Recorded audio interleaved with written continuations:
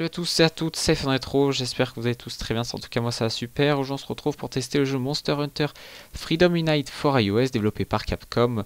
Le prix de cet opus pour iOS est disponible au prix de 14 €, ce qui est quand même assez cher, on y reviendra sur ce prix un petit peu abusif dans la vidéo. Pour ce qui concerne la compatibilité du jeu, on le retrouve pour iPhone 4S minimum, iPod Touch 5ème génération 32 Go ou 64 Go, faites bien attention.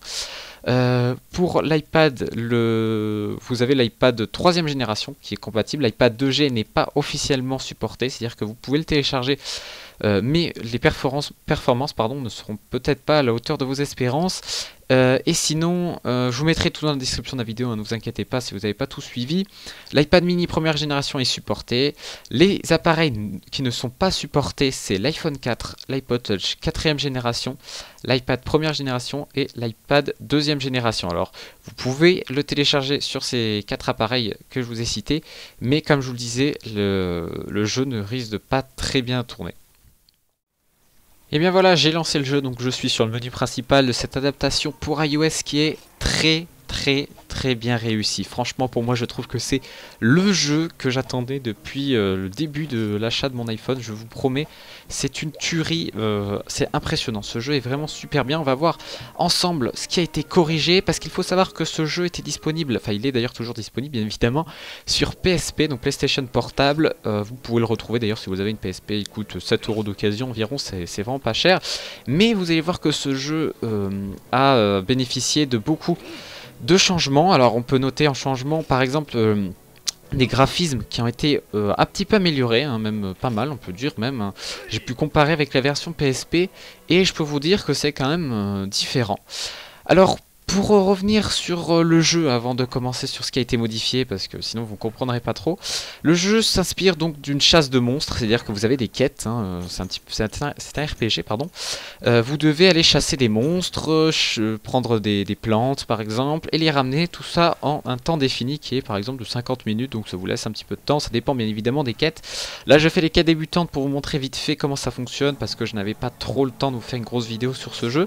Mais voilà, sachez que vous avez plusieurs classes, vous avez l'arbalète, vous avez un arc qui tire, vous avez plein de choses, voilà. Là par exemple j'ai l'épée l'épée simple avec le bouclier, vous avez plein de choses, et la grande lance, vous avez plein de choses. C'est ça qui fait la force de ce jeu. Alors là j'avais une quête à réaliser, c'est-à-dire que je devais tuer un monstre comme ceci pour enfin récupérer deux de viande pour ensuite la livrer. Voilà, donc c'est des petites quêtes assez basiques, vous avez des choses à récupérer, vous avez des gros monstres à battre. Alors, voilà, je vous ai présenté un petit peu vaguement le jeu, hein. Pour plus de renseignements, je vous indique d'aller sur jeuxvideo.com par exemple, pour mieux comprendre le jeu. Alors, au niveau du jeu, ce qui a été changé, alors les commandes sont vraiment super bien faites, hein. Là, vous pouvez le voir à l'écran. L'adaptation des commandes est vraiment super bien réalisée. Vous avez le menu en haut à droite, le petit volet qui s'ouvre. Là pour sprinter, vous avez aussi pour frapper, c'est très pratique. Les roulades également. Franchement, je suis vraiment aux anges avec ce jeu. Je le trouve très bien réalisé. Alors aussi, qu'est-ce qu'on a eu de nouveau? On a le jeu en ligne. Alors ça, c'est quand même quelque chose que beaucoup de gens attendaient sur PSP. Alors il faut savoir que sur l'épisode sur PSP, eh bien le jeu, c'était un de ses plus grands défauts. C'est-à-dire que vous avez quand même énormément de choses. Vous avez plus de 400 missions. Hein, ouais, c'est ça, 400 missions en mode multijoueur. Sauf que c'était que en local jusqu'à 4 sur PSP. Donc c'était pas... voilà, il fallait que tout le monde ait que chacun de vos copains et sa PSP pour pouvoir faire ces 400 missions. Et bien là ça va être possible en ligne.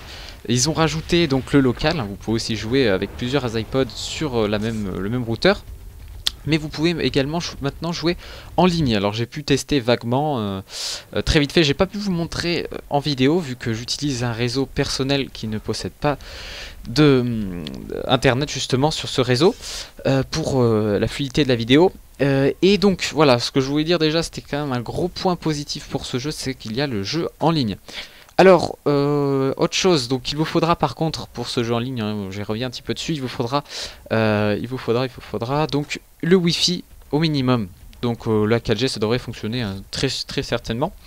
Autre chose qui est pris en compte, c'est le MFI, donc c'est le Game Controller MFI. Alors si vous n'avez pas trop suivi l'actualité iOS 7, et bien l'iOS 7 comporte plutôt un framework permettant l'utilisation des manettes sur iOS. Alors il y en a déjà par Logitech, pardon, et plein d'autres d'ailleurs. Par contre elle coûte un peu cher, je crois que c'est dans les 60 € environ, donc c'est pas donné, mais vous pouvez donc jouer avec une manette qui se branche sur votre iDevice. Je vous mettrai aussi le lien dans la description de la vidéo si vous êtes intéressé par cette manette, parce que c'est vrai qu'un jeu comme ceci avec une manette c'est toujours un peu mieux. Alors voilà ce qu'on pouvait dire un petit peu sur ce jeu, hein. Il est vraiment excellent, hein. Moi personnellement je l'apprécie vraiment beaucoup. J'ai pas été du tout déçu par l'adaptation iOS, même au contraire, j'étais même beaucoup impressionné. Et donc voilà, j'espère que ce jeu vous a plu, la vidéo également. C'était iPhone Rétro. Si vous avez des questions, n'hésitez pas dans les commentaires, je me ferai une joie d'y répondre. Et puis ciao tout le monde.